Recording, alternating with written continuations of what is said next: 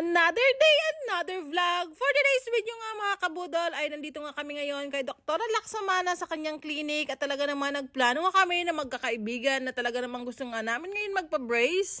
At pasensya nga muna sa aking voice over na ito dahil nga ang hirap ngayon magsalita dahil talagang marami na nga akong singaw ngayon dahil nga sa brace natin pero tiis ganda nga sabi nila. So balik nga tayo dito. Pagkatapos nga namin pumunta kay Dr. Laksamana, pumunta naman kami sa kanilang x-ray para naman nga x-ray ang aming mga ngipin.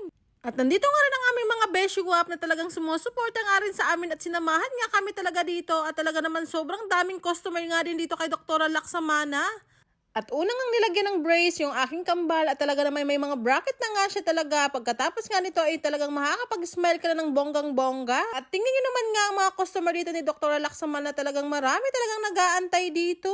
At nandito na nga ako ngayon, nililinis nga muna ang aking ngipin para naman mawala ang mga tinga-tinga at mga tartar, charis.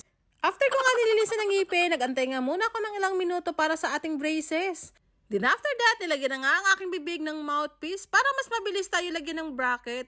At talaga namang sobrang saya ko ang araw na ito dahil nga si Dr. Sunshine Laksamana pa ang naglagay ng aking mga braces. At habang nilalagyan nga ako ng bracket ni Dr. Laksamana, talaga namang napapatingin na lang nga ako sa kanya dahil sobrang ganda niya, promise. Ngayong malapit na ang Pasko mga beshiwap, mga followers ko dyan na gustong magpa-brace ay pwede nyo po akong i-PM dito sa aking FB page para na mas papaaga ko kayo mapabook dahil nga talaga namang punong-puno lagi ang clinic ni Doc na talagang akala mo laging namimigay ng ayuda. Tapos ito na nga ang hinihintay ko mga kabodol. Finally, talagang magkakaroon na ako ng confident with a smile. At syempre, dahil yan kay Dr. Laksamana, talaga naman kay Dr. Laksamana, aalagaan talaga ang napakaganda mong smile. Kaya naman, tutok na tutok kayo pag kay Dr. Laksamana kayo magpa-brace.